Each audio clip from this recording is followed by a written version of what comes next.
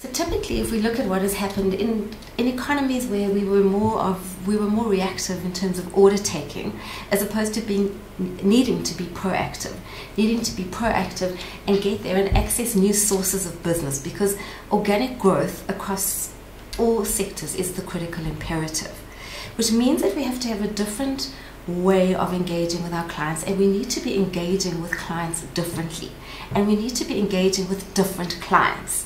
So typically, and we've worked quite extensively in this area, you will get agencies who have what we call technical relationships with other technical people in their client organizations, which means that they are talking about a particular pitch, a particular launch, but they very rarely are getting to the business conversations that they need to have with the people who are ultimately going to impact the scope and the extent of the potential work in that account. So we all know what we have to do, but we often don't know how to do it. And that's why we at the Consultant Powerhouse are very honoured to be the South African partner for IOU International, and we brought Keith, who is a leading authority in changing the way businesses need to build relationships, to do workshops and to work with our clients in South Africa.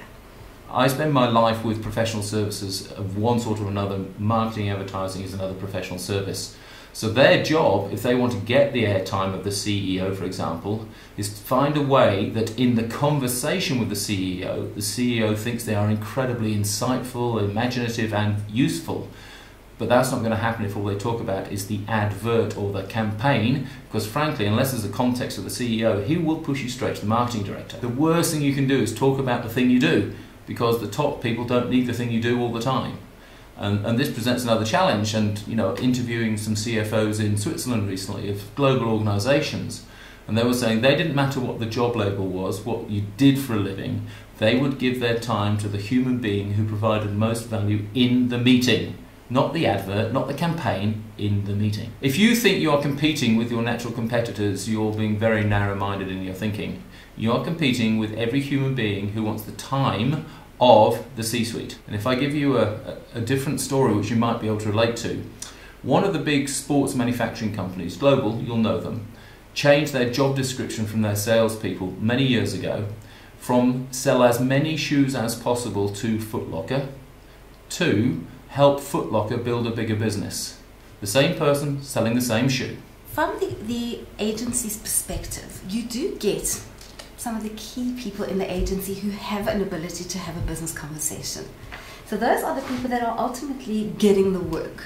But the challenge is to get people who see themselves as doing a creative brief or seeing themselves as managing the traffic flow of a campaign, to get them to ensure that whatever they do at every step of the path is equally as value adding.